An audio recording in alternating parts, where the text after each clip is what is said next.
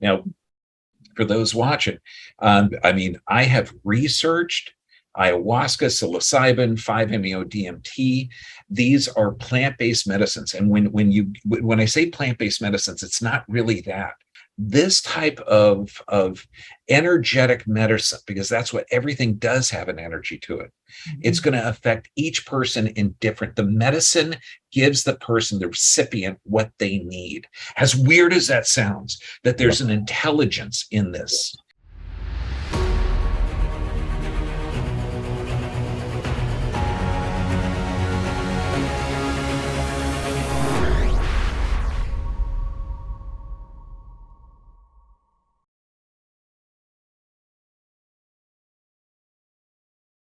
Here we are. Okay, I'm with Matt and Laura, but let me explain who they are.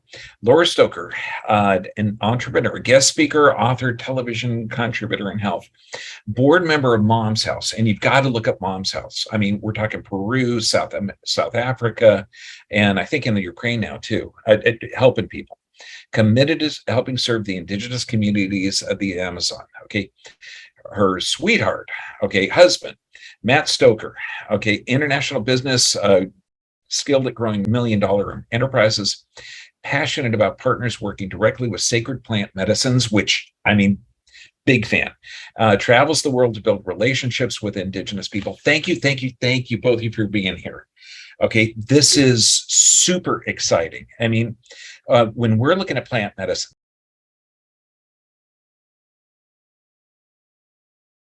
welcome. Thank you so much. We're grateful to be with you.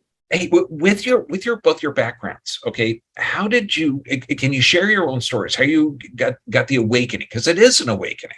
Yeah, absolutely. Yeah, definitely. I would love to share that. My awakening really began about 6 years ago, and actually today marks the anniversary of my husband's passing, and that was really the beginning of my dark night of the soul.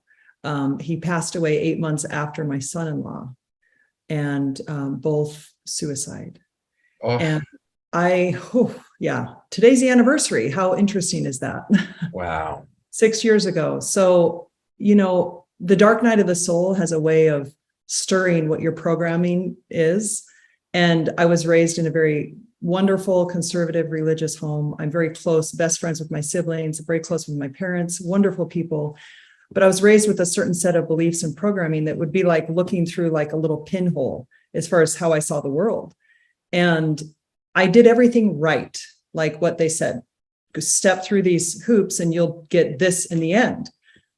And my world was completely turned upside down. I mean, to the point where I didn't think I could physically survive. It was truly excruciating pain. And I began to see angelic orbs during that time. I was on my knees praying continually, and I was surrounded by guides and things that I had never experienced before. I saw orbs all over the place, all the time. It was like, whoa, they're everywhere. And at one point, I was in my room one night, and I even saw the streak of purple, bluish, iridescent, beautiful, just go right past me. And I'm like, what? And I knew I had such comfort. And so even this dark night of the soul, this excruciating pain, I was surrounded with what felt like I was being carried by angels. And truly very, very difficult to put into words. And would I have chosen it? Oh, no. Would I have chosen that journey? No. But it turns out that is the beginning of my awakening. So I suffered PTSD from the things that I had gone through with the two passing. And I won't go into all of it, but before that, there was a lot of trauma leading up to it. And I met and married Matt a year after he passed away. We got married August 26th, and a little over a year from the time he passed. And, everybody thought, oh my gosh, you're doing so good. You found the love of your life. Because my first marriage, we had problems. Obviously, he had mental illness. And people thought, oh, wow, she's all better, right? Well, grief is not like you get slowly better and better and better. It's a cycle. And when you have PTSD and you have doctors take this, because they knew I had been through hell, take this medication here, throwing medications at me. And I'm like, I don't want to Band-Aid my issue. And I had PTSD to where my phone would ring and I would answer and go, is everything okay? And I was always fearful somebody was going to die, and I was going to get that news through a phone call. And so Matt and I had been married for about 7 months, and he saw me really suffering. He saw me with, my heart would race. I'd get a phone call. Sometimes I'd have to pull to the side of the road because my heart would be racing. My legs would go noodle limp, and I'm trying to breathe and like calm myself down. I had PTSD. And it was about 7 months after we had gotten married that we began to hear the word ayahuasca. And it just was like, what is that? Ayahuasca? What is that? And so took us a while to pronounce it. Yeah. And to spell it. Spell it was even longer. Like I just know how to spell it. I'm just kidding. But when I had heard that it could help with PTSD, I was like, I've always been naturally minded. Like I've been, a vegan throughout my life, most of my life. I've been very drawn to like the natural method, which is why I didn't want to take the pharmaceuticals they were throwing at me. And so I just was really drawn to it. And we could talk about that for hours, but basically it was about 3 months later, we did tons of research. And when I heard that you could communicate with people that had passed on, I thought, I've got some stuff I want to say to him. I want some closure and some healing. And about 3 months later, we found ourselves in the middle of the Amazon jungle in Peru. Wow. Yeah. And that was kind of my I kind of put that together, but I got to tell you, Dr. B, when we're in that Maloka and we drank the most foul tasting stuff you'll ever put in your mouth and they blew the candle out, I thought, what in the hell did I just do? What did I get ourselves into? How could I bring my beautiful bride down here? And it was a little scary, it's very scary. It was actually a lot scary. And I started, you set your intention, it's ceremonial ayahuasca, which we'll talk about the difference later, but ceremonial ayahuasca is really intense. It's a long journey, and you set your intention before. And my intention was to heal from the passing of my son-in-law and my husband. And what was so interesting is that when the medicine began to take effect and I was starting to journey and I went through a lot of really hard things, I was told that it wasn't my place to ask for the healing from my son-in-law, but only from my husband. And I asked why. And Mother Ayahuasca said, because you share cords with your husband, your first husband. You didn't share cords with your son-in-law. And I had never heard that term before.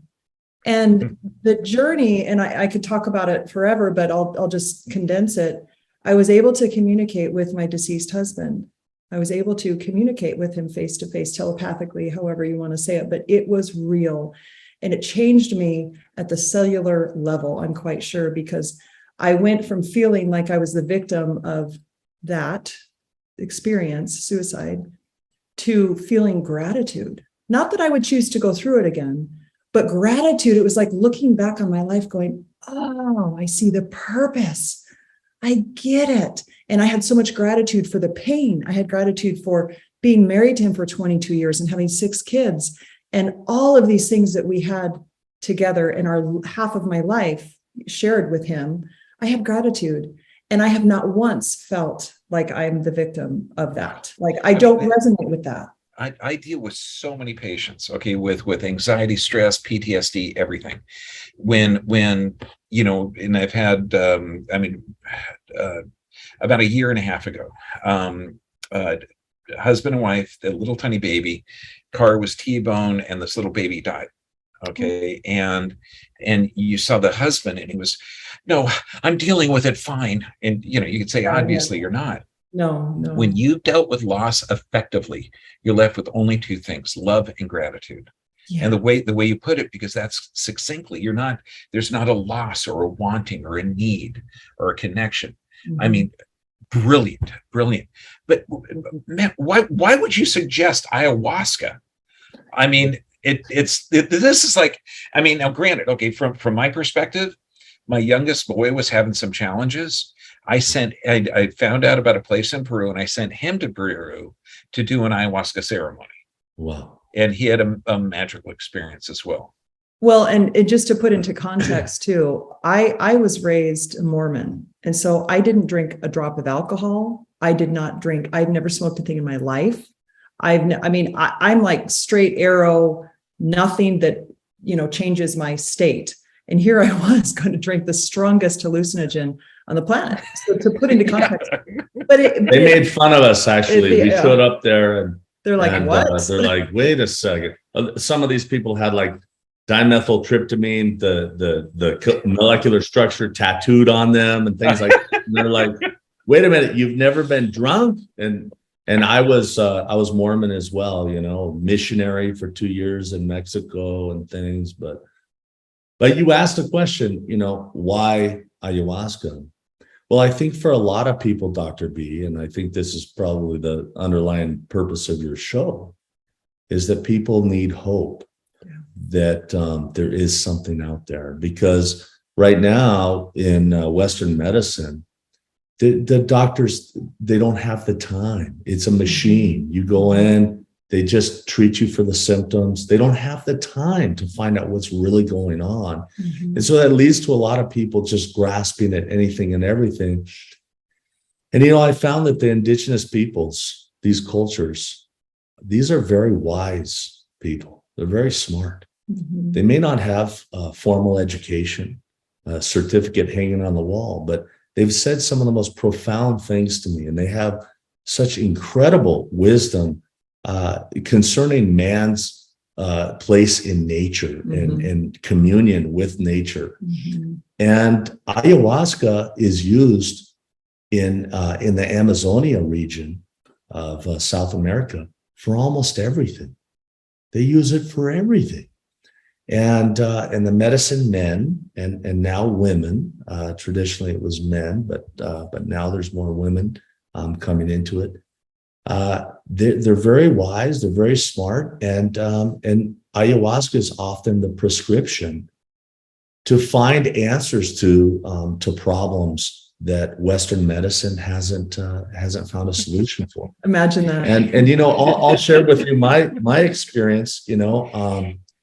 When Laura and I met, I went through a terrible divorce. I said I went through it. I had court on Monday. This is 7 years ago, and I've been in litigation ever since. So I'm still not through it yet. But, oh gosh. Yeah. But I was very close to my oldest daughter. I have three daughters, three biological daughters, and I'm stepfather of 6 kids, but so 9 in total. And we were so close. And at the time we went to Peru, I hadn't seen or heard from my daughter in 2 years. And so you can imagine having your best buddy and all of a sudden they cut you off. And so I felt like I was walking around with somebody sitting on my chest. Just the pain, the hurt, the lack of understanding of why.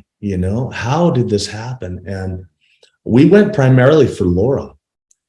But what ended up happening, Dr. B, is I had this experience where my daughter came to me and I was able to embrace her in this maloka, this hut in the jungle. And it was as if it was, it's as real as you and I talking right now. And I felt this transmittal of my love, everything that a parent wants to give to their child in this embrace. And it was magical. And that weight on my chest has been lifted off. Now, if I go to a psychologist and I tell them that I'm suffering from this, and that was 5 years ago, Dr. B, and I haven't felt that heaviness ever since. And so ayahuasca, you don't have to have these terrible traumas, these terrible experiences in your life. I believe that ayahuasca can give someone that has relatively few problems in life a completely different perspective. I'll share one more story. I used to think, I grew up in Los Angeles, and my father was an actor in the 70s. And so we had this eclectic group of friends, my parents' friends that were hanging around. And I thought that I was very non-judgmental. I thought I had been exposed to different ideas and things. And Mother Ayahuasca in ceremony said, you are judgmental. And I said, what? I'm not judgmental. And I was able to see depictions of my life, scenes of my life, as if filmed from a drone from above, from years before, where I said things, I did things, I thought things that turned a lot of people off. And so that's what ayahuasca has the capability of doing, is healing areas of our lives, corners of our bodies that The cobwebs. yeah. Yeah. You can't correlate modern medicine with ancient technology.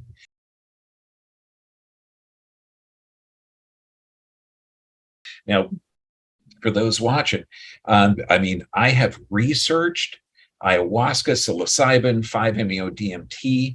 These are plant-based medicines. And when I say plant-based medicines, it's not really that. This type of energetic medicine, because that's what everything does, have an energy to it.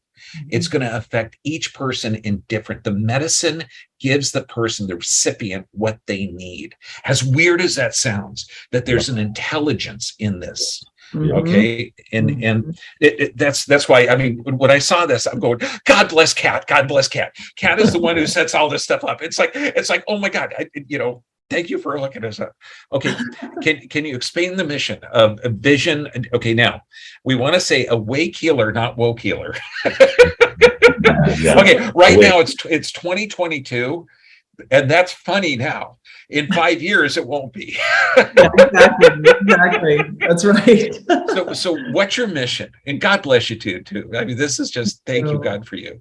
So we returned back to the Amazon jungle 2 years after that first time. And this is the beginning of 2020. And I just felt called again to go. And in every ceremony that I had with Mother Ayahuasca, the 5 ceremonies, I received the message, bring plant medicine to people. The world needs healing. And so when we left, I went, Matt, I got to share ayahuasca. We got to share ayahuasca, but we don't know how to do it. Because it's illegal in the United States. How do we share ayahuasca? And synchronistic event after synchronistic event, it was divine destiny that this was to come about. We discovered that you can take the pure vine of ayahuasca, not with chacruna, because the chacruna creates the ceremonial brew that creates kind of like, if you look at the pure vine of ayahuasca, that's the therapy, that's the all the benefits, and the chacruna added to it is like adding fireworks to your show. So you have journeys, and I recommend everybody do it. Go to South America, trusted retreat. Somewhere where it's legal. Legal, yes. I totally recommend that if you feel called. But for everybody else that's in the United States, maybe you can't travel and you want to participate in the benefits of ayahuasca, we have the pure vine of ayahuasca, which is illegal. And really, it's legal. Yeah. That's our main product. That's how this business started.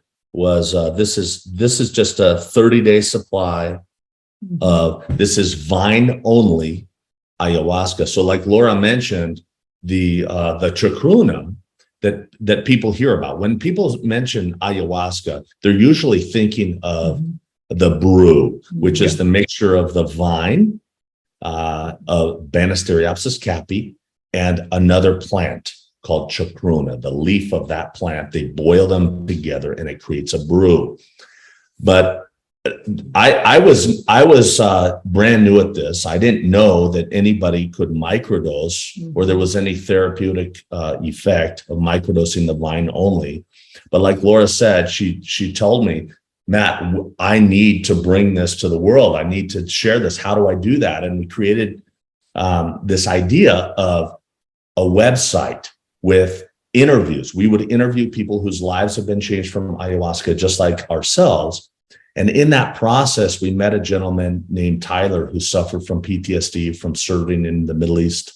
And he was going to the VA. He had couldn't hold a job. His wife had left him. And at the VA, he ran into a buddy of his that was suffering similarly from PTSD, but he looked completely different. And this guy says, Tyler says, what happened to you? And he says, I've been microdosing ayahuasca. And Tyler says, what? What is that? And he says, I'm going to give you a bottle. And he said, Matt, it changed my life. And he said, my wife is now back living with me. I've held a job for over a year. And he says, I'm going to send you some vine-only ayahuasca. And my first night, Dr. B, I had my first lucid dream. I didn't know what a lucid dream was.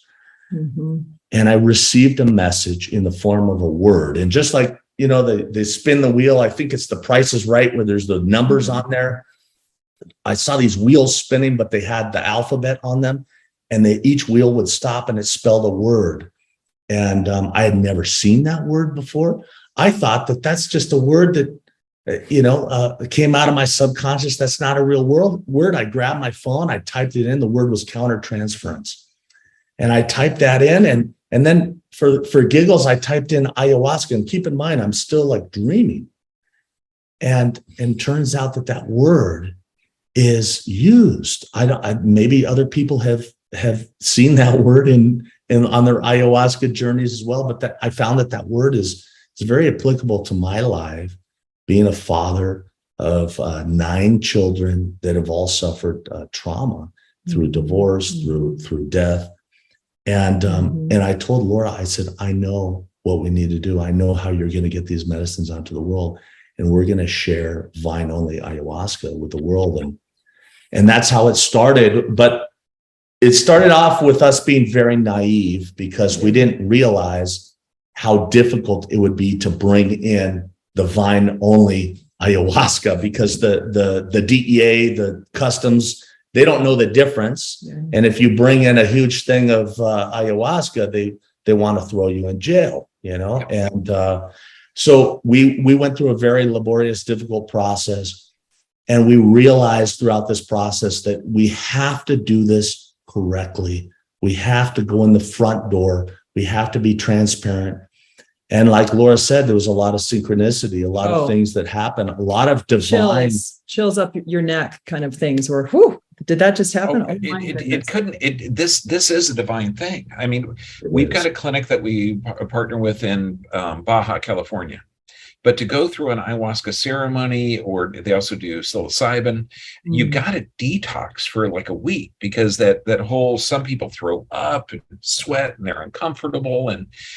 But I've heard of microdosing a number of different things, like psilocybin. Been fantastic for some of my multiple sclerosis patients, and for a lot of patients with anxiety and stuff. I've never heard of microdosing ayahuasca, or the ayahuasca vine. And by the way, if anyone's watching this, you can get coca leaves in a bag. You can't get cocaine in here. So I totally understand that you can get, and me and my kids, when they were younger, we got it. You chew the leaf and your tongue gets numb, and it's kind of cool, Yeah, I did that. You'd be a fun dad to have, Dr. I thought it was. They still like me a little bit. Okay, so when you, what's the difference between the ceremony, which is completely spiritual, and the microdosing? I know there's going to be an energetic aspect, but what can you describe the differences? So you can absolutely microdose. In fact, the best way to do it is to open it up. We have an orifice reducer, and you take a spoon and you drop it on the spoon, and then take the spoon, put it under your tongue, and hold it for 10 minutes, or as long as you can, sublingually delivery. It tastes a little bit like molasses, kind of dirt molasses. It tastes like ayahuasca.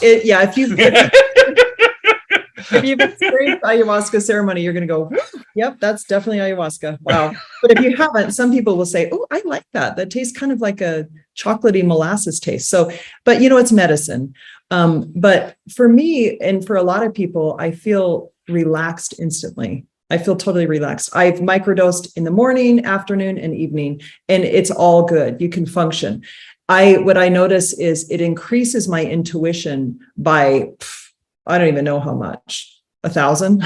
Like it's like my antenna. I went from an old router, like we say, to like the high speed Wi-Fi router. It just is amazing. You're connected. Your connectiveness. Yeah. One of they're just now really diving into the research on beta carbolines, these alkaloids that they're thinking are responsible for a lot of the benefits, serotonin, reuptake inhibitors, and things like that. It's just incredible. Ayahuasca has been shown in rats to actually improve it grows new neural networks in your brain. You're actually smarter. There's the studies are showing that you're actually smarter after doing an ayahuasca ceremony. And but it's for me, it's like, because people ask me all the time, well, what is it? What's it like? Why do you do it?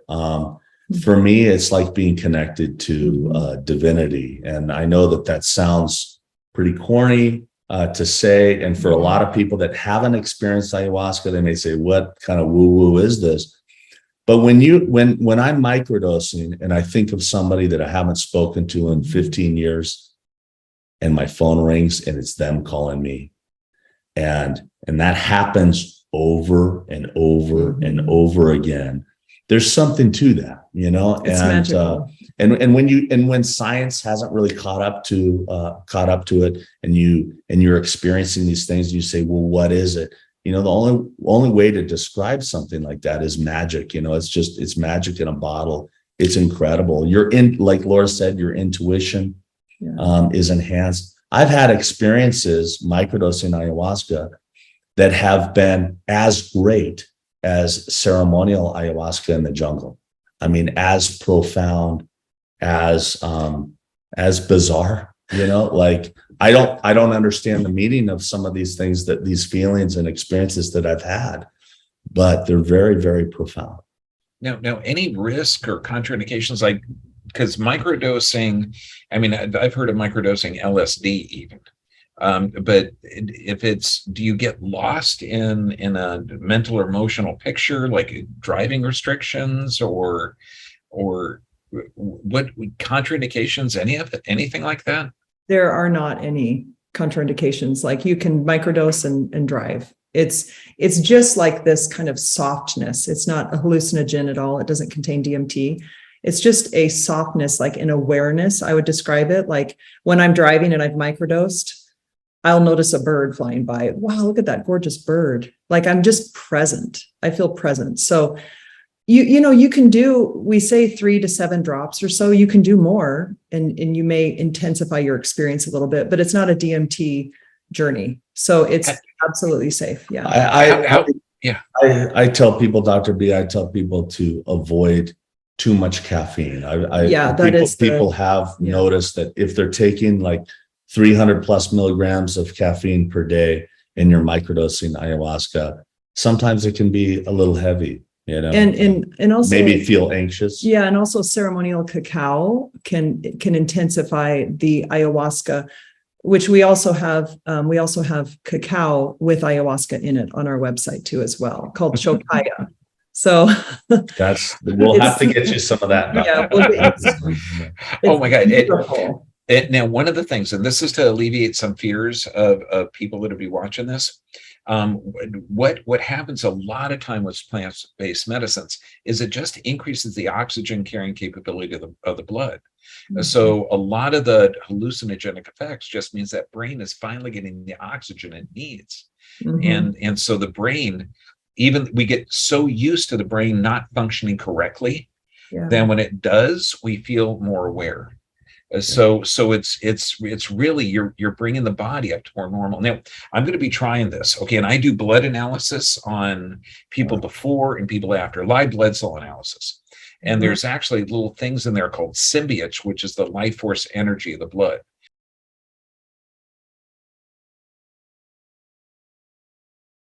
So how long does it take effect? Like, after you do a microdose, hold it underneath the tongue for 10 minutes.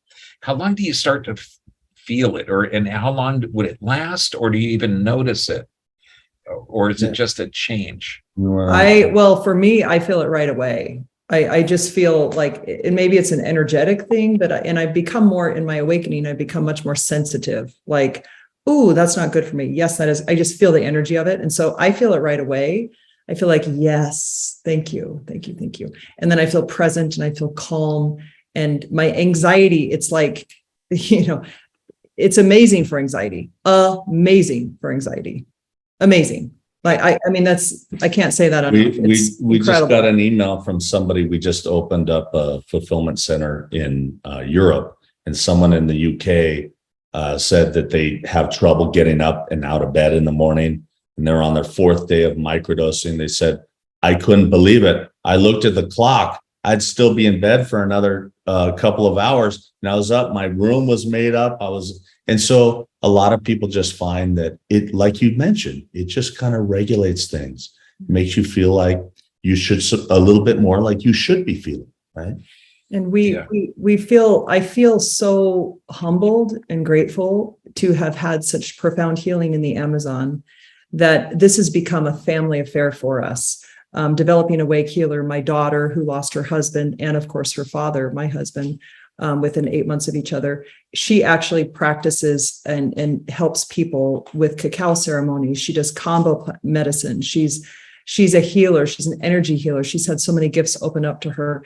And I feel the second time going into the jungle, I actually, as we're on the canoe going in, coming into the dock on the Amazon River, I just started crying because I just thought, this is where I had my healing. This is where my pain was transmuted to gratitude. And I feel so humbled and grateful for these indigenous people and this indigenous medicine and these practices. And with a wake healer, that's what we are dedicated to do, is work directly with the indigenous people. And when you hear these stories about people in the Amazon that are losing their land to cattle farmers and that are just coming, it's like the movie Avatar, coming in and just desecrating the land. It makes me so mad. I'm like, that's actually happening. Oh my gosh, we have to do something. And that's what we're committed to do with the wake healer, is to not only help people in this Western world have these medicines at their fingertips, but to preserve the culture and to bring awareness and to help save the Amazon forest, because it's the heartbeat of the earth. If we don't do this, it's going to go away, and it's happening.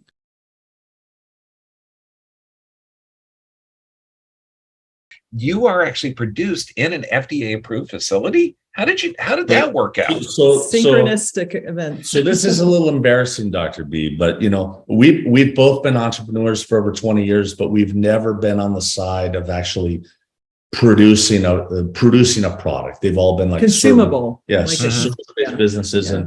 And I thought, well, how hard can this be? And as it turns out, when we had this machine spraying ayahuasca all over the inside of our beautiful home, I realized this isn't working, babe, and I have a friend. Utah is kind of the capital of nutritional supplements.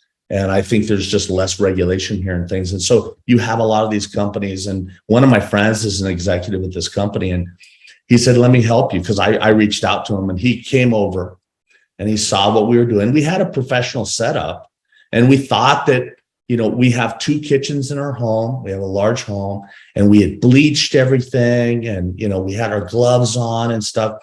And he came in with this iPad looking thing.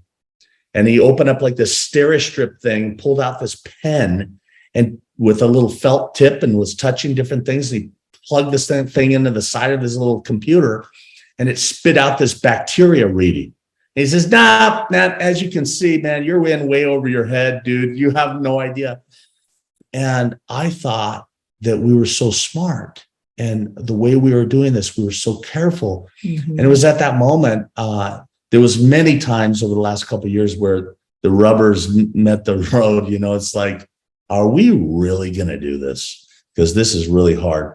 And that's when we realized, if we are going to do this, it has to be done the right way. And especially to further the destigmatization of the use of these medicines, it has to be done the right way. And so we're kind of, to be honest with you, we don't like either, but we're kind of forced down that road. It basically means it's clean and you can consume it, and it's not bottled in someone's kitchen where you're like wondering if you're going to get salmonella. And it's smart too, because people hold that with respect, even though it's not new.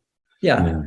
And that was, I just want to say that was one of the most difficult things in my entire life, was being able to. There's not a lab in this country that when you call them and say, hey, I need this test done, they say, what's the product? You say Banisteriopsis capi. They just hang up the phone, They don't want any part of that.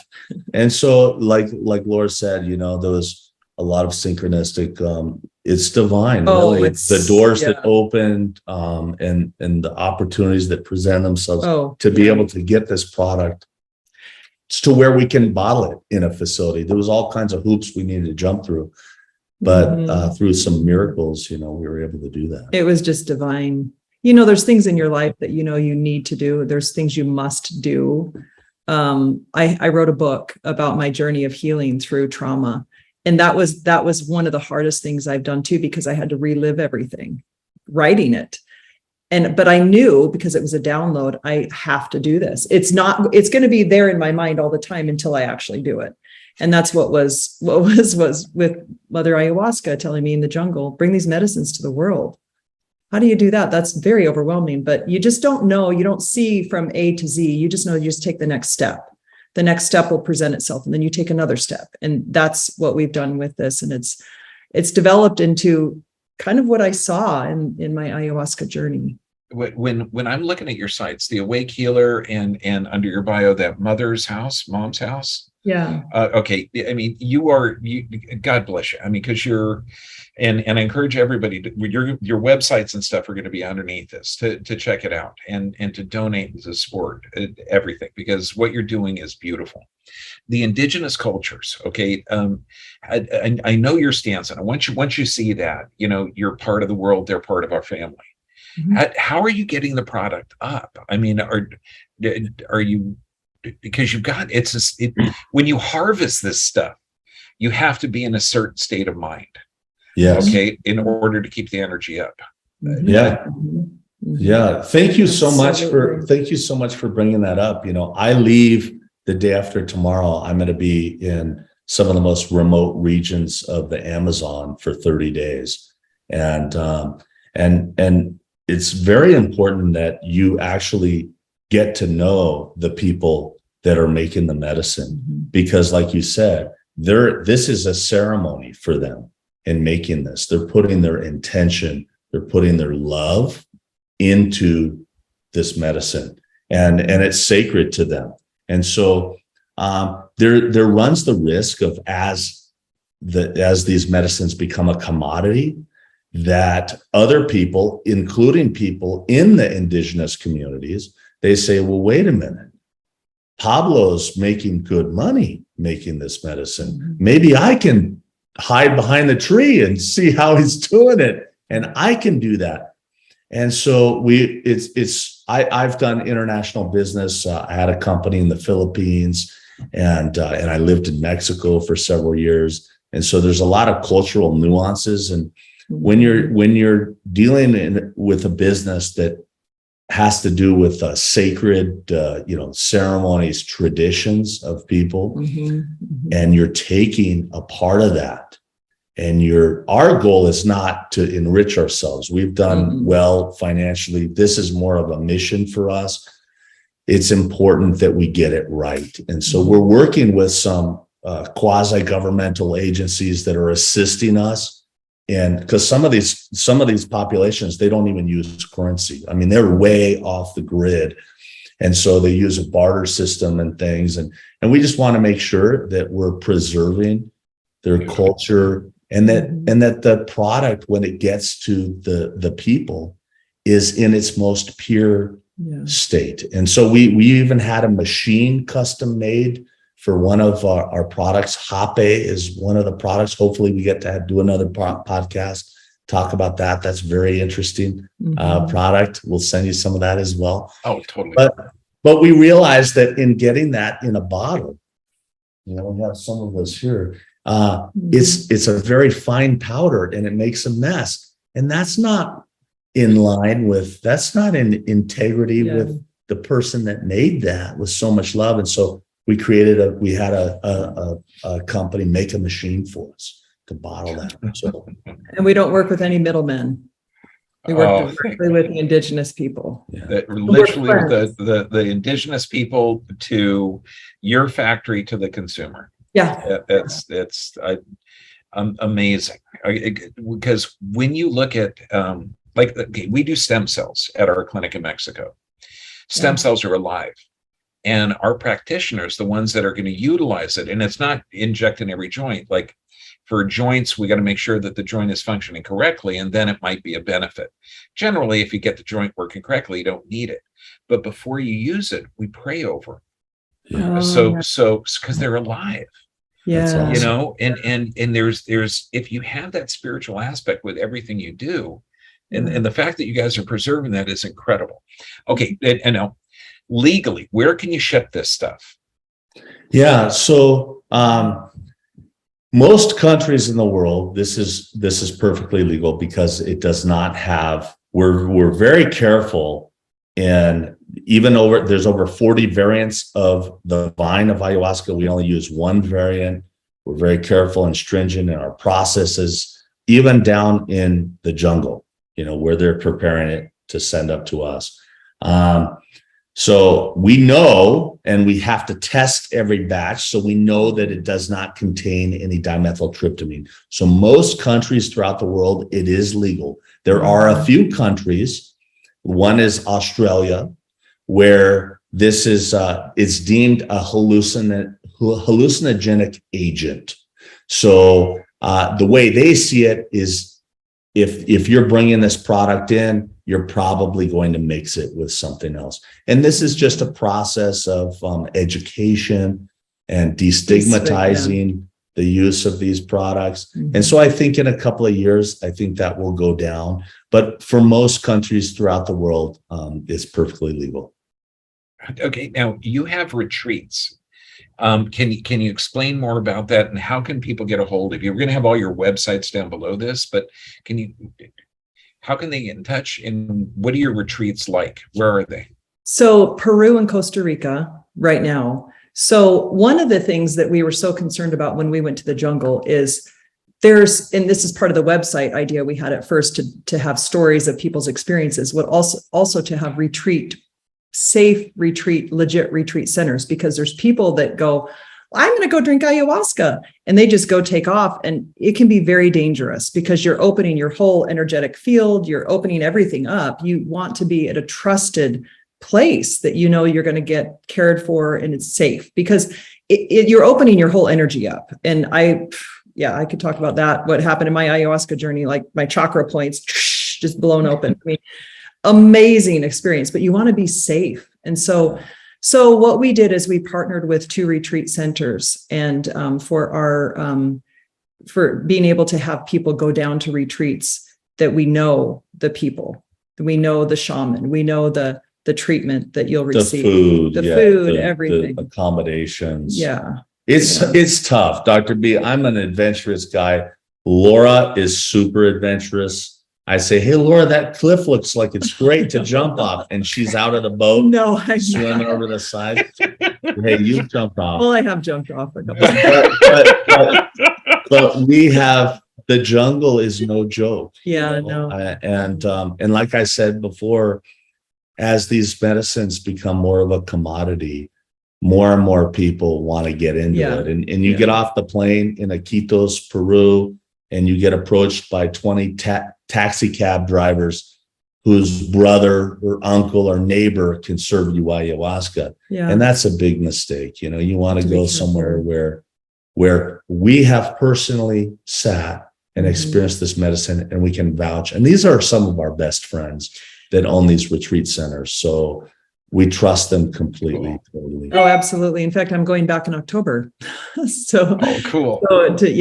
So support@awakehealer.com. And then of course, awakehealer.com is our website. But you can participate. We have affiliates that will go down and host a retreat. So my daughter, Brianna, she's done this several times, actually quite a few times. She goes every 6 months or so and takes a group down. I'm going with her. So if this is something that, calls to you, just reach out through our email and we can hook you up with, and you have to go through a pre-approval process for people. It's not just, I'm going to host a retreat. We want to make sure you have the ability to, be a leader and you've drank ayahuasca before, you've been there before, because it's a serious responsibility to host a retreat. It's a big deal. And the retreat centers, they love that we're creating these little communities where through my healing, I tell everybody about it, and if I feel like somebody could benefit, I say, hey, let me tell you about something. And then they want to go with me. They say, I'll wait until you go. And so it just makes sense a lot of times where I probably have 10 people right now that want to go, but they want to go with me. And so I can say, hey, I organized the group.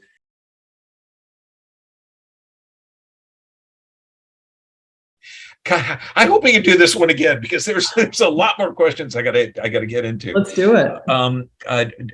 You got a special offer, 10% off. Can you explain that? Yeah. So when you on every bottle of ayahuasca, there's a QR code, right? And so that'll take you to the instructions. But we also, as soon as you purchase online, you get an email that gives you access to a 30-day microdosing course. That was another thing in creating this business, is we felt like, well, we can't just sell some sacred medicine. People need to understand what it is that they're taking, and you need to have an intention behind it. And so we felt like they needed to have that education. So this, for your viewers, you get a 10% discount, and then you'll also get access to the course as well. Fantastic. The medicine is just as important as the intention. Okay, so if it, and it's weird because people will say, no, I just want to take it. That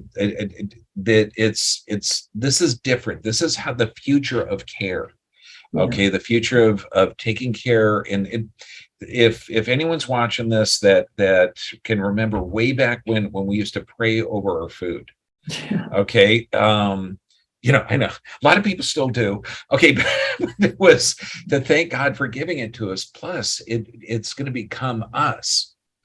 So if you're intentionally doing an activity that's going to open yourself up, spiritually, emotionally, and do healing at that level, the intention is just as important as the drug or the medicine. Absolutely.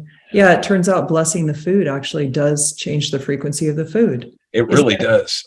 Oh my gosh, I'm watching now where they're putting sound waves through water, and it's actually creating nucleotides that weren't there before. There's like so much stuff. Wow. And yeah, we'll get into it later.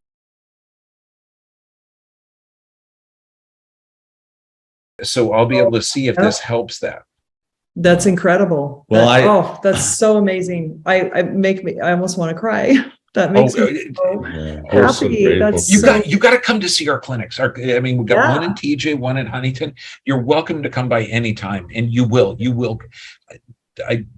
It's so emotional because you're working with people that are just have hurting and no hope, and they start to not just develop hope, they develop an assurance that their body will and brain will recover. And with your guys' stuff, I've been wanting to recommend this for forever. Dr. B, I just wanted to say, because I know you were trying to keep us on track. I could see you like, what questions have we skipped? We could talk all day about I just wanted to share that, like, in the last couple months, we've had 2 people, customers, message us and tell us that this product saved their life. We had a gal with postpartum depression that said that, I talked to her. She said it felt like, she said, have you ever lost your child at the mall or in a store? And I know that feeling. I have lost my child for a little bit, for 20 minutes or so. It was terrifying. And she said, that's what I felt like 24 hours a day, 7 days a week. It was debilitating, and I didn't want to live anymore. And she said she was microdosing Pure Vine. And after several days, she said, it's like the clouds parted and she was okay. And she just said, thank you, because you saved my life. And that's the power of this medicine. It helps people sleep that have had problems sleeping.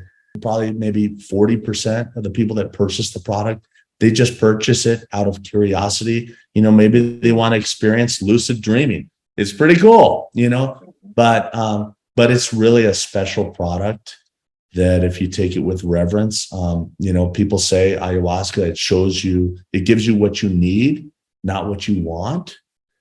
And so sometimes you just don't know you want it yet. Sometimes you just don't know what you want.